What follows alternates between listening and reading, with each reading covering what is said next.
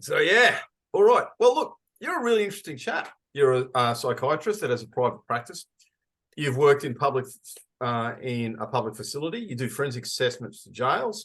You're a very accomplished writer. You're a journalist for a little while. And there's numerous other things you've done too. I really like the game show that you're part of. I actually want to talk about that. Yeah. But I first want to dive into your perspective, and because you're such an erudite writer, and I find your work very engaging. Like when I read it, like you're one of those people that kind of draws, one of those writers that draws people in. Now, the first article that I kind of want to structure the conversation around is and this is your website for all the readers out there. Oh, right. Yeah, to be honest, that's quite an old website, Matt. So it's probably about 3-4 years old, so it doesn't get used too much. But I don't mind you putting it up. But I tell your listeners to go to not spend too much time on it. Well, I would encourage them to do directly the opposite, actually, because I spend time. And this article that you wrote, "Taming the Lizard Brain," I thought was really, really good. The reason I liked it is because it's about the relationship between human psychology and technology's use of psychology to ensure that people become kind of addicted, And look, I've spoken to a number of really, really cool guests, and one of them is Dr. Paula Boddington. In a previous interview, she's a world expert actually on the morality around AI. And she believes that there was going to be a case in the future made that companies, because they're actively addicting people, to get people's attention constantly, she believes that there's a real good chance of a case for crimes against humanity or something else along the lines of that, purposely addicting people to this technology. Yeah, it's extraordinary. I mean, that's already come up with Facebook a little, isn't it? Instagram and Facebook, and how clear it is that in their algorithm that they're actively trying to entrap us. And that was in the documentation. There was I've forgotten the name of the woman, I think, who sort of was the whistleblower in recent years about Instagram and Facebook. But I mean, that overlaps directly with what this woman you're alluding to.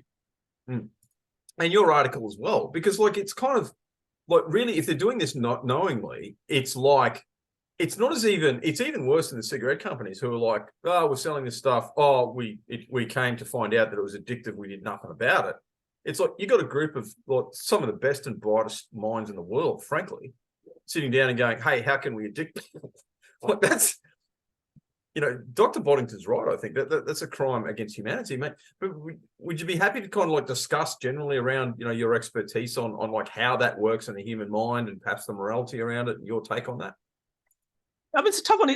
Arguably, it's a progression of many of the trends of, especially recent history, say the last 100, 200 years. If you think consumerism, advertising, they're all about trying to exploit our vulnerabilities. And power is about that too. So arguably, we've just got more and more sophisticated, and our tools have become more and more sophisticated at kind of exploiting our primitive natures. So I think we run around thinking, we're rational beings, etc. Yet we have these primitive qualities, these unconscious qualities, and sometimes we almost pretend that's not as profound as it is. Yet these trends we've had, notably, advertising, public relations, politics, you name it, a lot of that race, a lot of the social and political, the race around power is how we can exploit our natures as best as possible. So what you're alluding to is a natural progression in a way that we're getting more and more sophisticated at, I talk about that the lizard brain is really about that we've almost progressed, that we essentially have these aspects of our brain that will be, whether it's fatty food, whether it's tabloid media, we're primed evolutionary to respond or be attracted to certain things. Yet now we live in an era of abundance. And again, whether it's food, stimulation, etc. But the power of modern technology is that it's able to exploit something deeper, which is really our social needs and our needs for certain types of stimulation, our needs for social status, our hierarchy, where all of those kind of things, belonging. And that's the bit that it's able to kind of tripwire a little. And that's where it adds a different level of power. So fatty food, that captures our need for high calorie food, given we're evolved for scarcity. We're evolved for scarcity out in the wild, African savanna, etc. Yet, in modern Australia, we've got abundance, and fatty food tricks us into just getting really fat. Exactly. Yeah. And likewise with social media, it entraps us to get cheap hits. We're basically getting cheap dopamine hits of social connection, of feelings of status, of just kind of transient approval, yet it doesn't give us anything terribly lasting. So it's the fatty food of social status and belonging. Yeah, it's the fatty food for the brain. But yeah, look, I'm kind of like, because it's something that could actually be used for the good. I mean, none of these things are inherently good or evil. Well, if you used all of those things to promote the good, in so much as we know the good, and we can see the good, and we've identified the good, and more importantly, we agree on the good. I mean, hey, fantastic. Because really, I mean, if you look at some religious impulses, people say, oh, it's bullying and fear. I mean, there is that aspect to some religious, some manifestations of some religions at some time. But when you're also appealing to the human need for cohesion, the human need for, the tribe, the human need for consensus, and the human need for worship, like we all need to be looking at something, you know what I mean? That's right. It's not all bad. Like it's not an inherently bad thing. I really wonder where it's going to take us morally. And well, I agree. I think we do get a little bit kind of, I've forgotten the term, the sky's going to fall in, this kind of stuff. Yeah. I'm definitely a reader of Mark Andreessen, the technology guru. I think he's the LinkedIn founder. And he sort of talks about, even when the bicycle came out, people were up in arms thinking, oh, this was going to destroy society, and teenagers were going to go and have sex outside because of the bicycle, like all this kind of stuff. It was going to bring down society. So every new technology brings up all these challenges. So I'm inherently an optimist. Yeah, me too. And likewise with things like social media, etc. And we are getting stricter. We are coming down harder on these groups, and they're having to be a bit more responsible. And we always learn new things about ourselves when these new technologies come out. And look at AI. We were talking about Instagram a couple of years ago, but I mean now AI, is threatening to blow up all of that.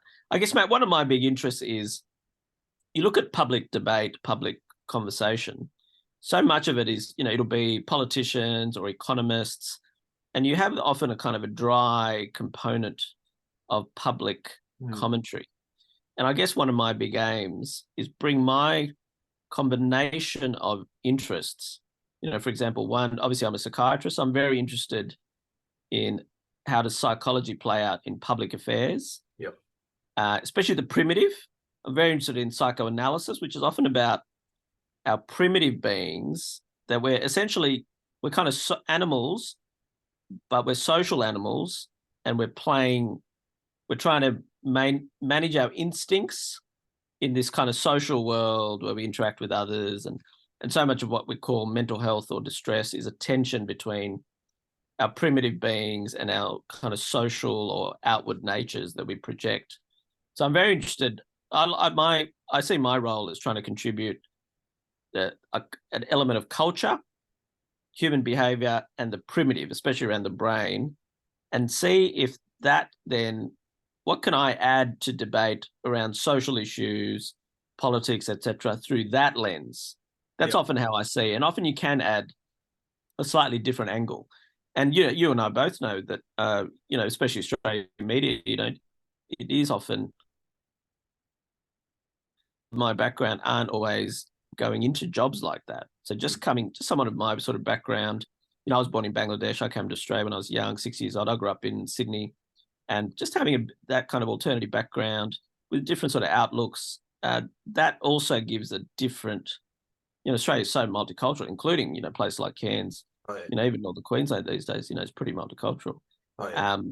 So I think it just adds a different level to the debate. That's sort of how I see even as a psychiatrist also, I see part of my job, you see people look, most of us, including myself, we don't always know why we do things, and we're constantly evolving and understanding more of ourselves. I see some of my job as trying to impart, in an empathetic way, tough love and difficult truths about people's lives, right? Mm. And in some ways, I take that in my public commentary. What can I offer? Elements of kind of tough love or difficult truths that people haven't, either is kind of, if not denied, but is below the surface, and we haven't necessarily identified it. That's sort of how I see my role. I think that's so important too. And like with that and that comes through in your writing. You kind of, you really do write, remind me of that Theodore Dalrymple. Oh yeah, absolutely. Well, I love his writing. So yeah, it's a wonderful, I'd love to emulate him because he's a wonderful writer. Yeah. Well, you do. And with the forensic psychology thing too, it's like you said, the tough love, and they're kind of like calling people out when they're telling you their self-image rather than the reality of who they are. I mean, because fundamentally, I think hard about this, and I think, what does psychology, what does the psychologist really do? Are they just like a paid friend? Are they just a counselor? Are they just kind of like, really, what does a friend do? Like a true friend do? A true friend tells you things that you don't want to hear, and rather than like, won't allow you too much to indulge in the, in your pure self-image. Because like, I mean, if the only people you allow around you are the ones that reflect back, what you want to hear. Yeah, if they just tell you what you want to hear, I mean, they're not going to, it's like bad advisors. But I guess what a psychologist might add is, or a psychiatrist, I mean, I guess a psychiatrist, we tend to have a more medical component. We're more likely to use medications, and we look at the more biological basis of mental illness. A key role of a psychologist is to identify where you might have patterns of negative thinking and where that might originate in your self-image, in your value systems, all of this kind of stuff. So that's where a good psychologist should offer you something a lot deeper and help you kind of reflect and get a deeper level of self-understanding. That's what a good psychologist should do. So they need to be something more than a friend. And that's where sometimes a friend, they do have to be the ally and just be listened sometimes and be someone to cry with. And that's a sort of key difference, I think. So sometimes, and while they can, say things to your face, they won't necessarily, we're all amateur psychologists to some degree, but they won't necessarily be able to offer that depth. So there is that key difference. Yeah. And obviously as a psychiatrist, again, that's kind of, and even more distinction, an important distinction. My understanding of what you do forensically, it has something to do. Well, I mean, if you can decide, giving your expert opinion and saying, this person is culpable, this person is not culpable, that has certain implications for human free will. I'd really like you to kind of like discuss that, because this idea of free will and culpability, being an ex-cop, is something that really, really I'm deeply interested in. Yeah, look, that's a great question, Matt. And you're right. I mean, look, you think of, all the bloody, 3 out of 4 top podcasts are always crime ones, aren't they? So people are absolutely fascinated by crime, why people do things, particularly macabre things. And sometimes I'm a bit, if not uncomfortable, part of my role is often to help explain to magistrates, and often using, police reports, this kind of thing, why people do certain things. And I'm often asked, do you believe in evil? Yeah, look, I'm not sure. I'd be interested what your thoughts are there. I've certainly seen people that are especially dark, and I can sort of partly explain it because of their upbringing, etc. Does that make it evil? I mean, they certainly feel macabre. They definitely bring out a feeling in you that might, some people would sort of class as evil. It's hard for me to say. Probably as a psychiatrist, it is hard for me to go black and white and say someone's evil or someone's inherently good. It's hard for me. I do feel my job is to try and see the good in almost all people. Even though I'm not religious, I do sort of take on a bit of a religious attitude that my job is to see the dignity in all kinds of people, including pedophiles and murderers, etc. Exactly. what's interesting about psychiatry is we're learning more and more about the brain, as you alluded to. And the more we learn about the brain, the more explanatory power we can get around behavior. So does that mean then, people don't have control, they don't have free will? At some point, people have to have responsibility. In our society, really, we still have to have a moral basis in our actions. So the way I often see my role is to help explain to magistrates and then give them a plan. Often our job is to go, they may have this problem or this problem, and this is why they did things. But what magistrate really wants to know, to what point is their behavior modifiable through any sort of treatment, right? And there are certain conditions, and pedophilia is probably one of them, where things aren't so easily modifiable. And then the magistrate or the courts will take a different position. So often my job is to go, yes, look, they probably fit under a category of some sort of mental health category. And the reality is that's not very hard to do these days. But it's not hard to kind of squeeze someone into a mental health category. But what they're really interested in is, can I actually set up a plan? Yeah, they see a psychologist, they go to an addiction group, they go on these tablets, whatever it might be. They do this, violence program, whatever it is, anger management program. And if they do that and they actually stick to it, can they then... So it's a carrot and stick. I think the power of mental health and crime is you can really use a carrot and stick approach.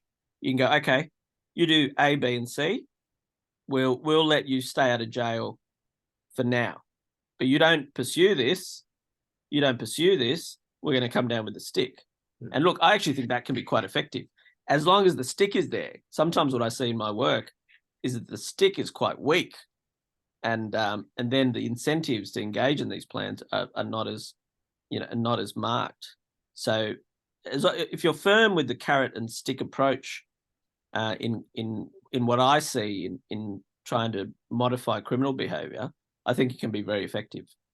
Well, I got to say that's really interesting because in my experience, people have got to want to change. Yeah. Deeply. They've got to take a really good heart. There's got to be at least one voice, because I think the conceptual framework of having several personalities or several aspects to your personality in your head interacting with each other, I think that's a really good conceptual framework. I think it kind of like works quite well. If you've got a voice that's loud enough in the head of the offender going, you've really got to stop doing this. It's our job to kind of like bring that voice out, but that voice has to be there. We can't. No, that's true. I don't think any professional can put that in. I don't, any police officer going, you can't put that in there. There has to be this fundamental desire. No, I agree with you 100%. Like, there's no question. But part of my job and your job is to build some sort of insight, because they usually want. Another attraction I have to this type of work, Matt, is a lot of people, especially blokes, especially men, but not just men, a lot of different groups, they come to mental health not through the front door. They don't sort of just turn up and go, hey, I need help, right? Yeah. They usually come through other doors. It could be their partner's bringing them, or their employer has sent them, or they come through the criminal door. Yeah. Right? And when in fact, there's all these areas that they can be helped with through mental health treatment. So that's one of my attractions for doing this kind of work. Where you get a lot of people, and often my job is to kind of help them see, well, what do you actually want in life? Yeah. You can start building a bit of attention, go, well, hang on, you say you want a better relationship with your son. You say you do actually like or you want to be a plumber, whatever it is. Can you see how some of these behaviors are going to stop that? And we can try but if you do, this, and this, we can, push it in the other direction. So often that's our job. In the same way it is when we see patients wanting treatment, try and build that voice. I think everyone does have that voice, whether they know it or not. And part of our job, Matt, in some of the things we're doing, is to make that voice you're talking about louder. Yeah, you're right. Like I get Augustinian about this. Everybody has a fundamental sense of what's right and wrong that has been put in by the Almighty. I do have a slightly religious view on that. I don't even try to hide it or apologize for it anymore. No, look, I'm very respectful of that, and I'm very sympathetic to it. Yeah. Yeah, and kind of like well, watching the Jordan Peterson phenomenon, like I've got a really good idea how this is going to play out. There's going to be a massive renewal of religion in our society, I would suggest, in the next generation or so. I think things will get worse before they get better, but they're definitely going to get better. But the other thing I really like, and something that I must say I empathize deeply with, is don't get judgy. Well, I know a lot of pets. Like, you know, because I was in what was then the Juvenile Aid Bureau. We dealt with kids as both offenders and victims, and of course, I hardly need to tell you there's a big overlap with both of them. And I've interviewed quite a few pedophiles now, both in the context of gathering evidence, but also like if you're escorting someone to jail or something like that, you know, they want to talk to you. You know what I mean? Yeah. Like, Absolutely. I mean, I haven't met anyone who doesn't want to kind of tell their story. it's so strange because people don't believe that. They don't get it. It's like, no, you give someone the opportunity to tell their story, to tell you, you know, at least their self-image of themselves, and there may be a dissonance between the self-image and the reality, because, you know, no one really knows what's driving them. No human being really has deep insight as to what's actually driving you. But like, they'll talk. Getting them to shut the hell up is often the issue, especially when it comes to the self-justification side of things. Well, they might go easy on the evidentiary side of things. Yeah. You know, but the hey, this is why this happened, and people love that. Yeah. You would have done the same thing in the same circumstance, you know? Like it's people want to be understood, don't they? Yes. In the form. And including, as you say, including, you know, murderers and pedophiles, you name it, they'll still want to tell their story. And if you open that door, and that again, that's part of the reason why, you know, all this crime podcasts, etc., they bring out these primitive aspects of our behavior that we're all sort of vaguely aware of, but we don't see it. It's suppressed in day-to-day life, but occasionally it comes out, you know, even in, you know, quite ordinary people, and you know, that's why we're so fascinated about it. Yeah. You know, these things, these patterns of behavior, they just manifest in slightly different ways. Like it's the same thing, just manifesting in a different way. Like I do find that interesting. And the non-judgmental thing, it took me years to get that. But I've got to say, once I got that, I think it made me a much better police officer, where I could genuinely sit down and listen and just go, mate, where are you coming from? And because people can tell, you know, they can kind of like, I think this guy actually is genuinely wanting to know where I'm coming from and genuinely wants to listen. And then people will, you know, that will break down. I'm not a negotiator, but like I've done negotiations where I've done that. You know, you've got someone barricaded in, they're full of drugs and all that kind of stuff. And before the negotiators get there, like it's Maloney, and you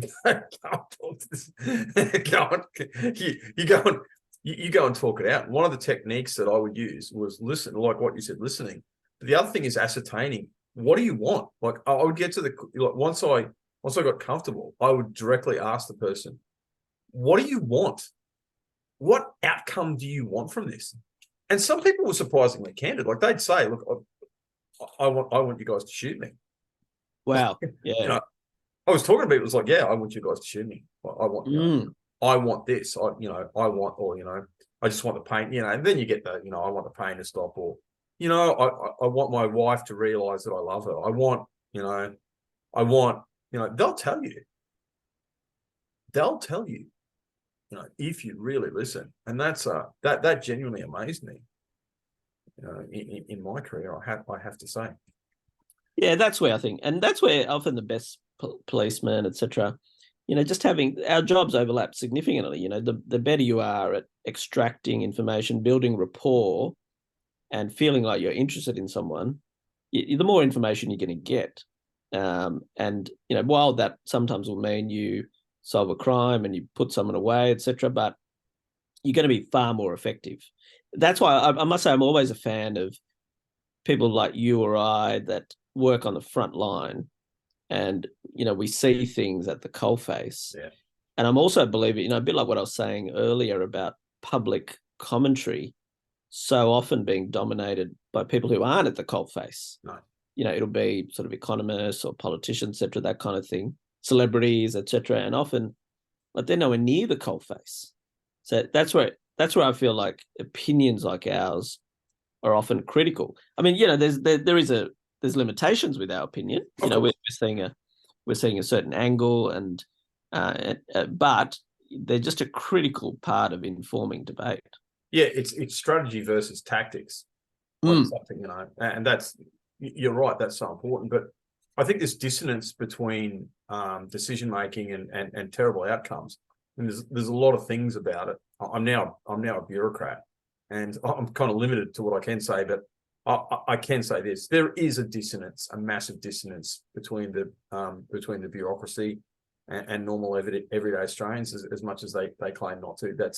That's simply a fact, and anyone who doesn't accept that is kind of like, I wouldn't want to, you know, I'm not qualified to use the word delusional, but I would suggest to getting that close to it that it's just not funny. But I understand how it happens, because people fall in love with ideas.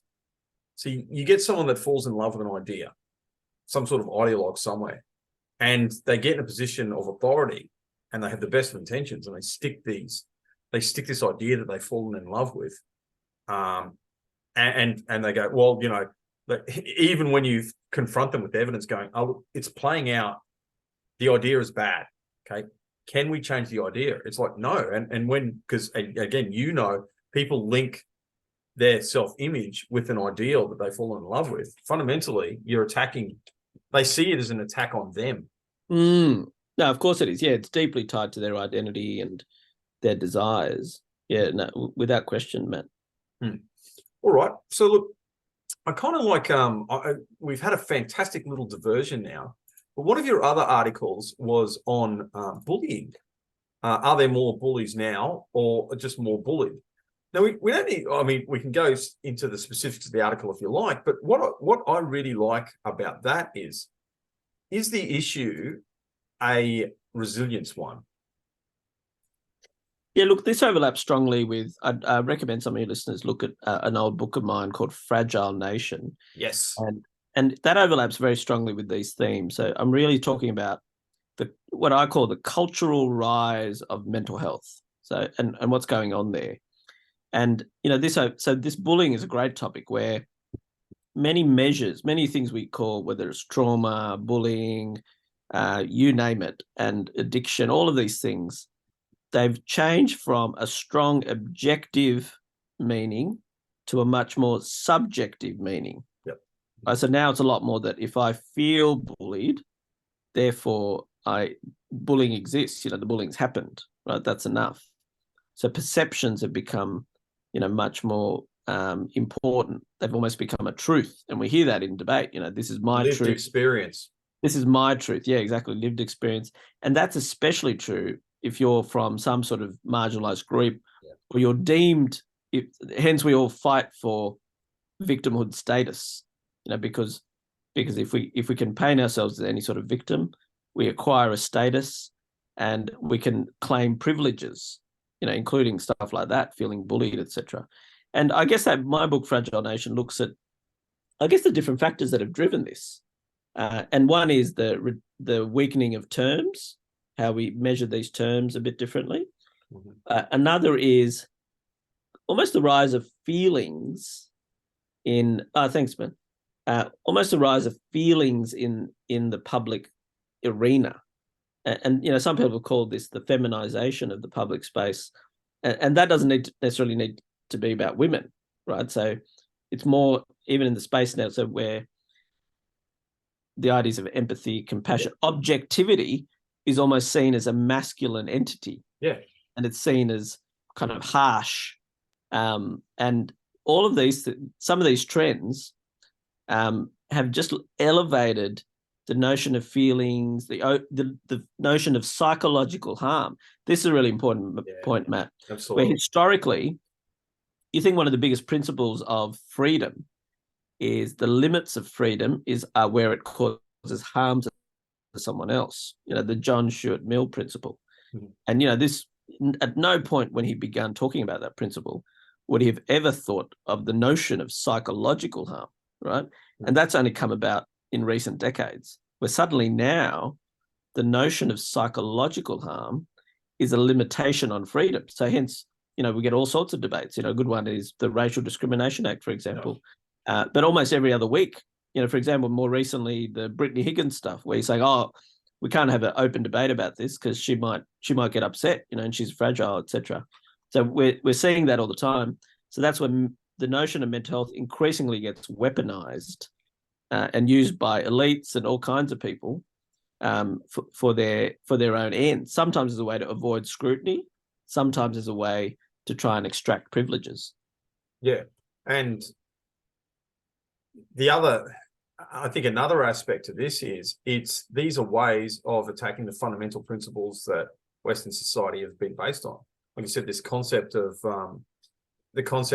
free will, which is kind of like a given, and the concept that a person is innocent until they're proven guilty. Like I used to discuss this all the time because one of the other roles that I did towards the end of my career was when I was in the domestic violence high risk team. And, oh my God, like initially, because I turned up there, I mean, who's pro DV?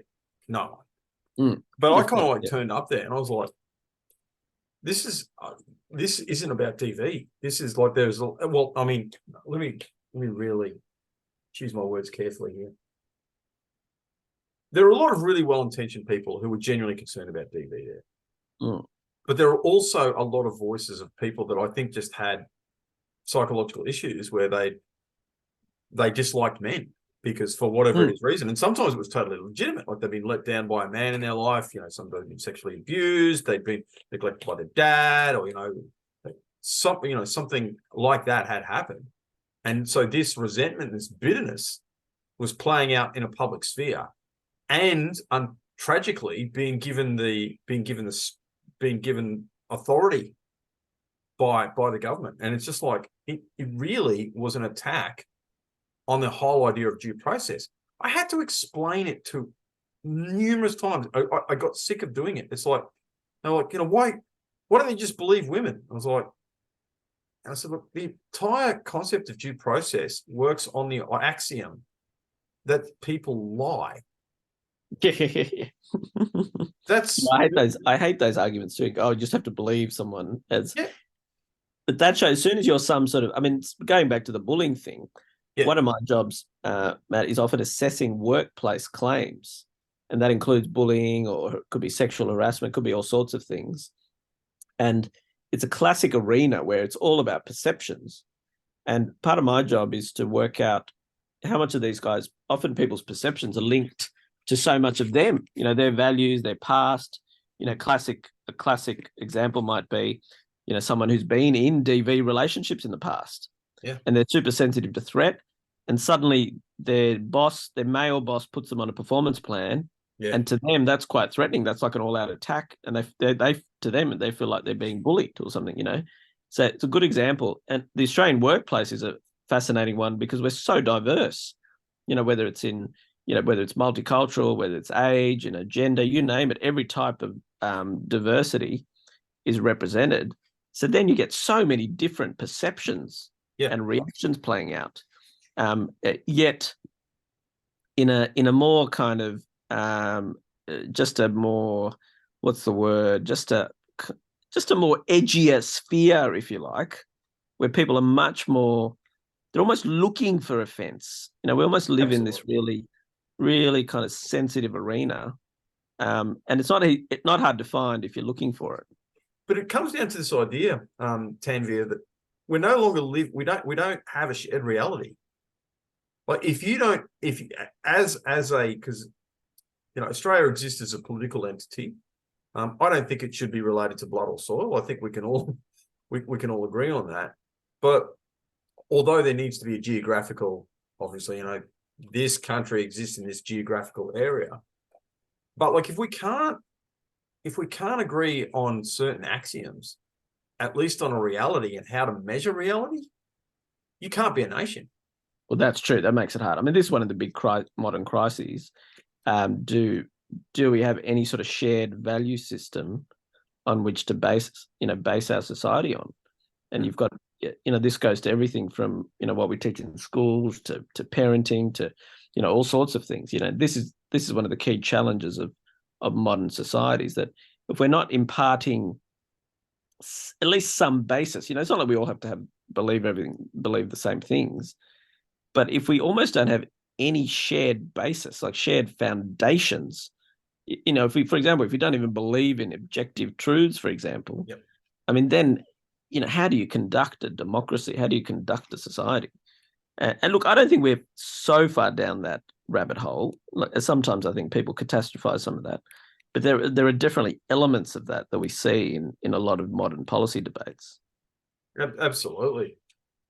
I mean, The Voice is a very good example one, you know, where, you know, that's it's a heated debate, and there may well be some merit to the arguments, but increasingly it falls into, you know, whether it's personal attacks or, you know, you're a racist or you're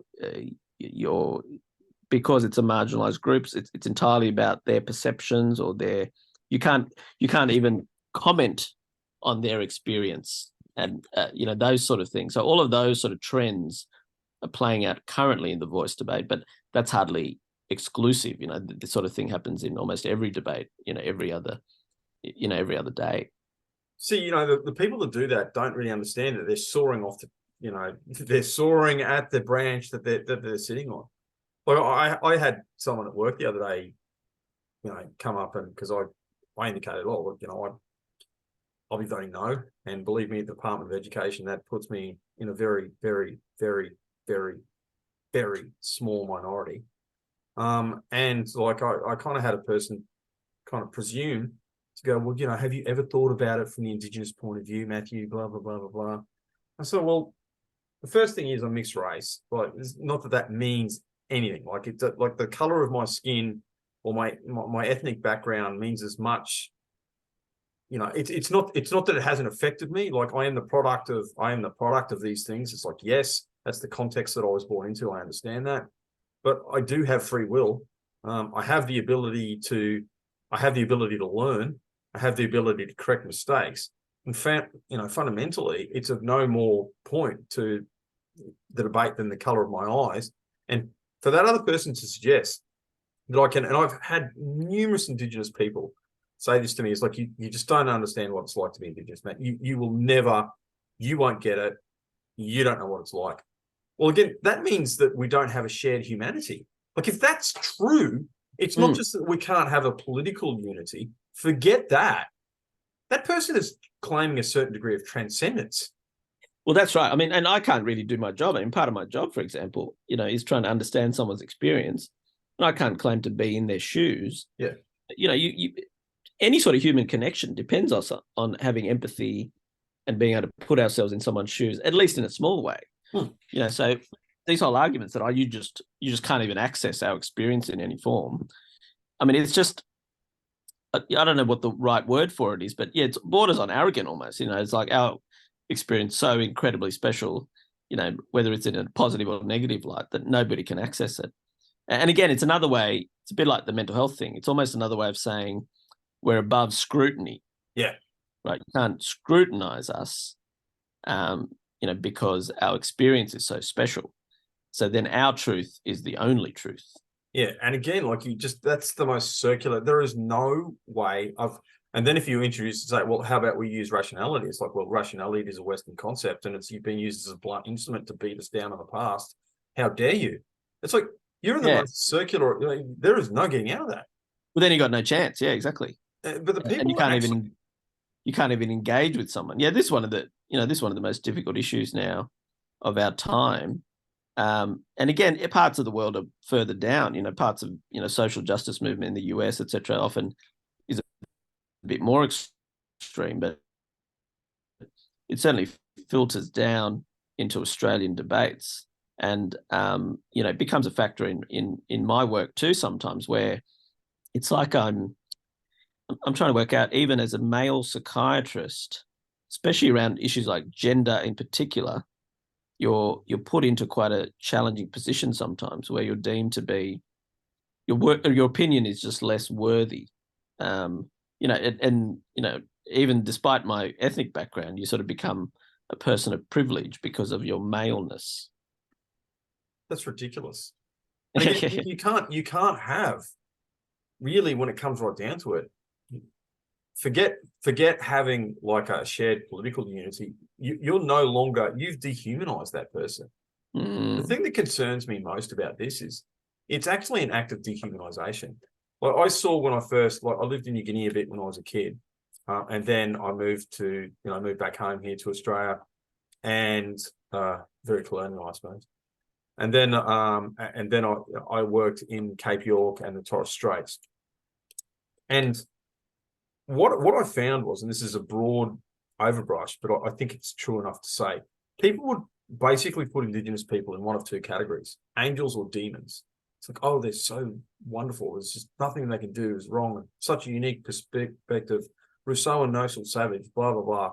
Or it's like, mate, they're all just scumbags, they're housebreaking and blah, blah, blah. And, they're all sex offenders and this and that. And it's like, both of those forms, both of those things are, it's different sides of the same dehumanizing coin.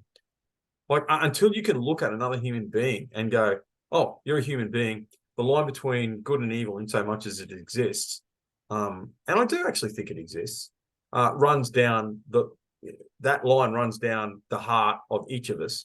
We both have, the infinite capacity for good, infinite capacity to be bad.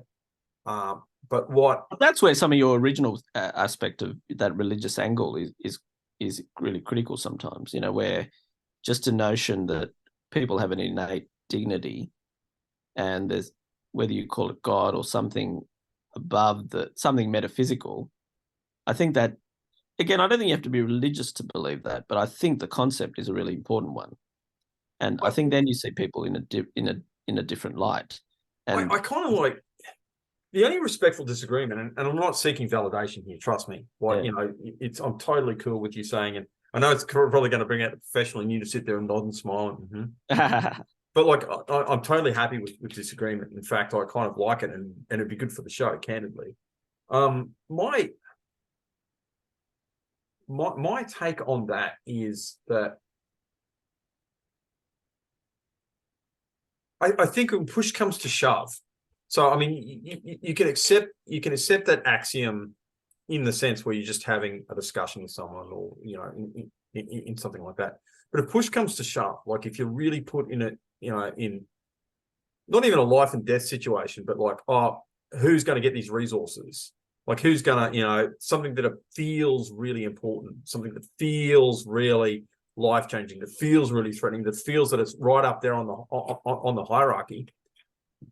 I think you're always going to make, like, unless you have that deeply religious sentiment that just goes, I accept this on faith, because you can't rationalize. I don't think you can. You can always use human reason to say, and I've had some really big disagreements with John August. I know you listen.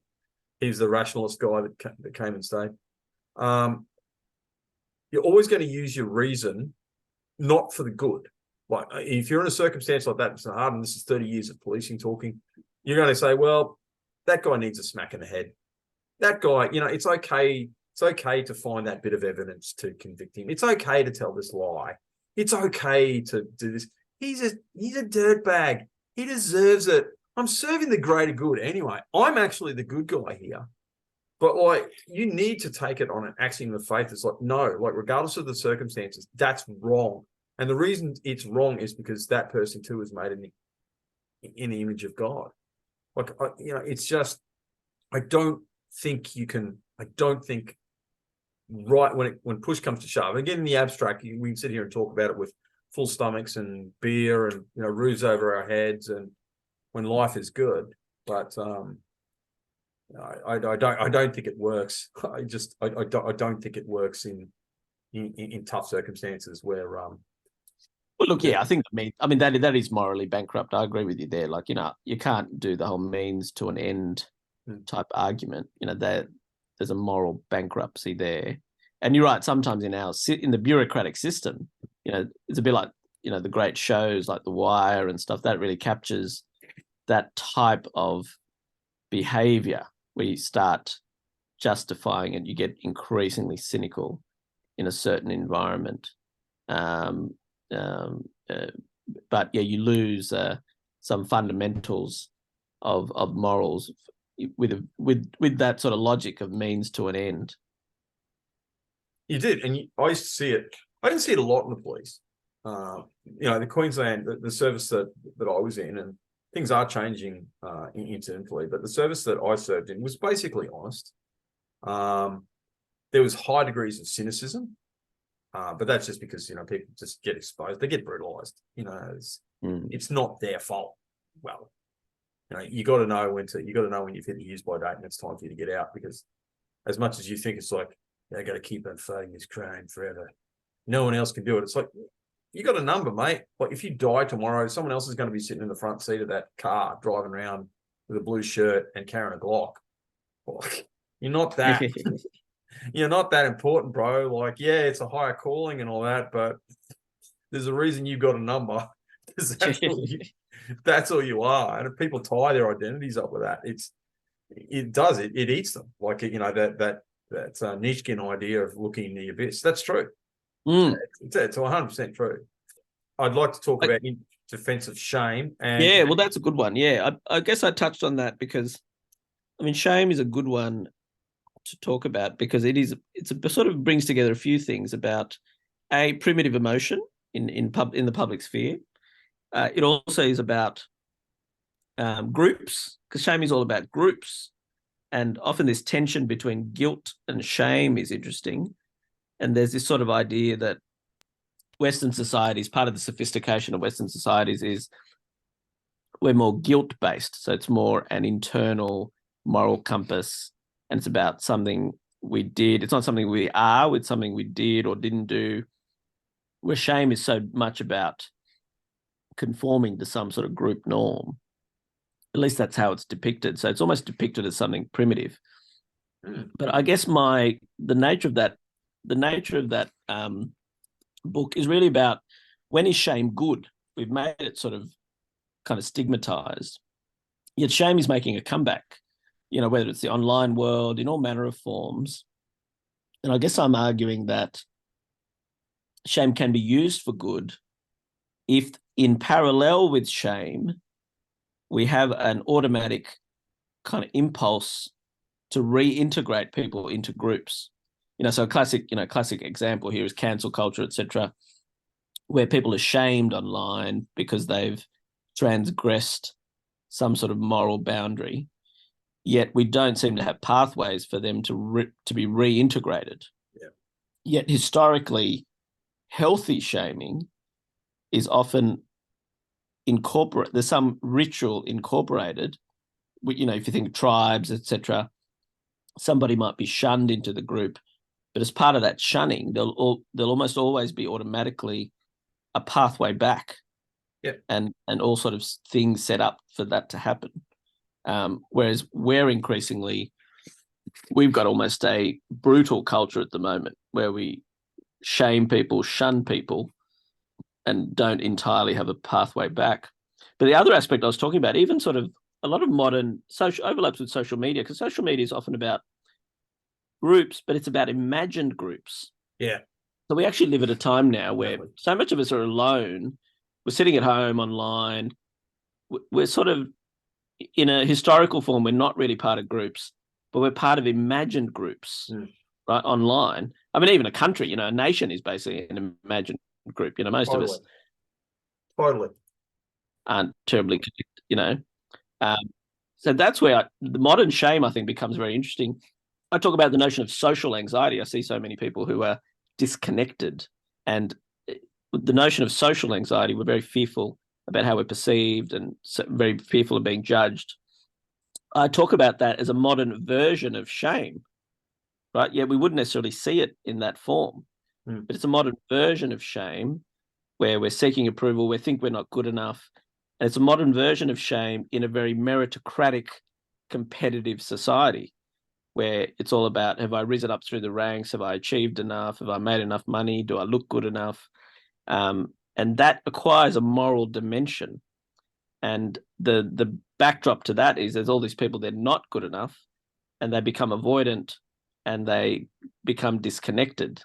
And I guess I'm arguing that there's a component of that can be seen as modern versions of shame.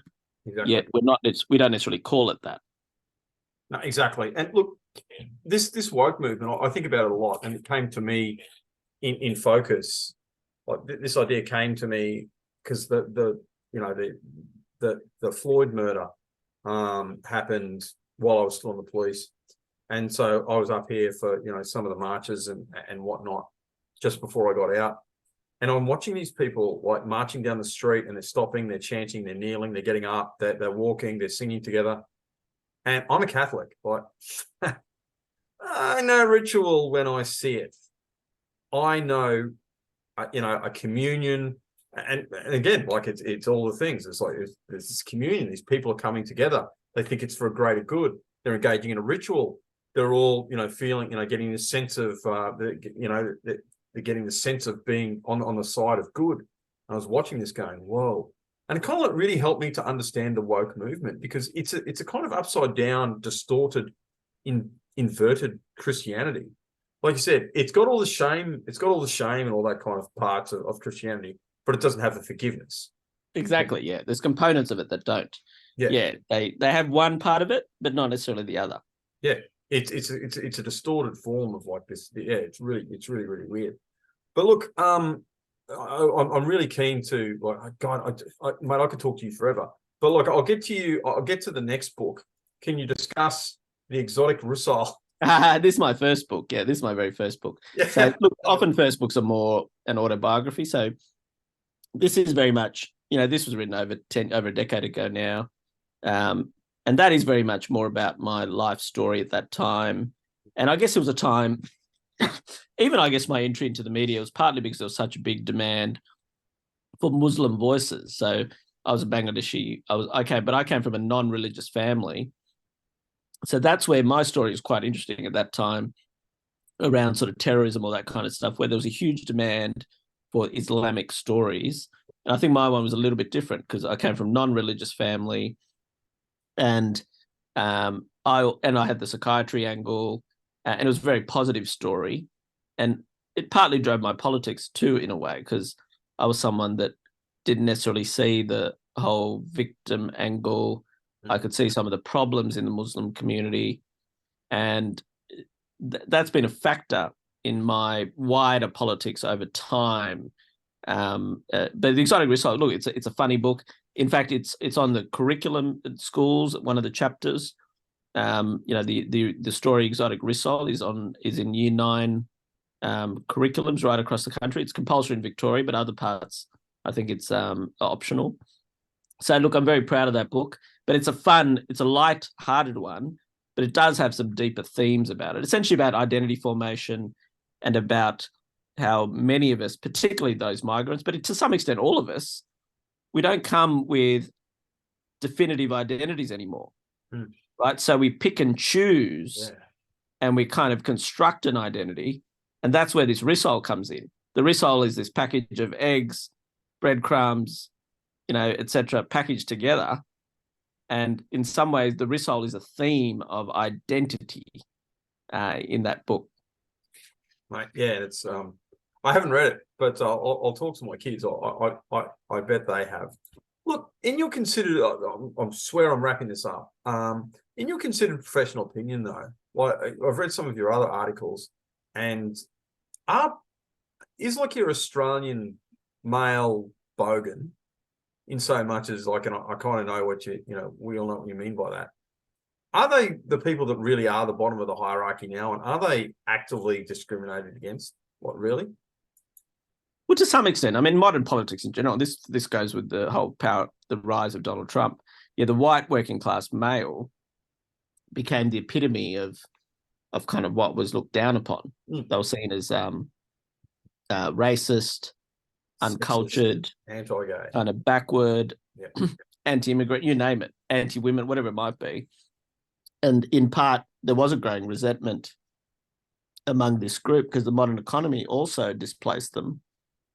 As manufacturing declined, as the place of manual labor declines, all manner of things. So they were cultural outliers, yet there were still these trends going, oh no, male privilege. What about male privilege? And meanwhile, they were struggling to get jobs. They were getting shafted everywhere. They were poor, and they were being told they were privileged. So that's a huge driver of resentment in politics, and one of the biggest trends in the last decade or so, and the definitive trend that led to the rise of Donald Trump. So in many respects, that is true. Now, some of that is changing. Again, after Trump got elected, there was infinite material discussing this. So I think there's a great awareness of that, but it doesn't mean it's gone away. But I think politicians, smart politicians have a much stronger awareness of that. And even now with the Albanese government, you can see him very much trying to stay to the centre. And, he's very much kind of trying to, and legitimately so, leaning on his working class male roots, which is where the Labor Party, should lie. So yes, to an extent, yes, but there's certainly a far greater awareness of it. And obviously groups like Pauline Hanson, One Nation, they also tapped into that. But there's also some truth in the last election where the professional female was such a powerful, and that's almost the antithesis. You got the white working class male, and you got the middle class professional female. That's arguably gives you a real picture of the tensions of modern politics. Exactly. Well, look, last question, mate. What's the words of wisdom that you want to give to the good listeners of Northern Vibe? Oh, mate. Yeah, I'm trying to think. I didn't get myself ready, but look, I think in terms of what I see in my work, aim for greater self-understanding. Don't get too hung up about public policy. I do think there's a pessimism in public debate, which I think sometimes a bit overwrought. The reality is we live in an amazing country, and I think the vast majority of people are fantastic, right? So I think we get ourselves in a bit of a rut. So don't go around life in this pessimism, because some of that is overblown in the media, etc. And day-to-day life, just retain a real positive outlook.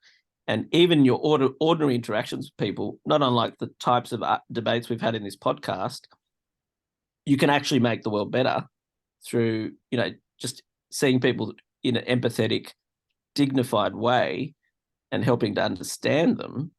You can actually improve the world. Exactly. So true.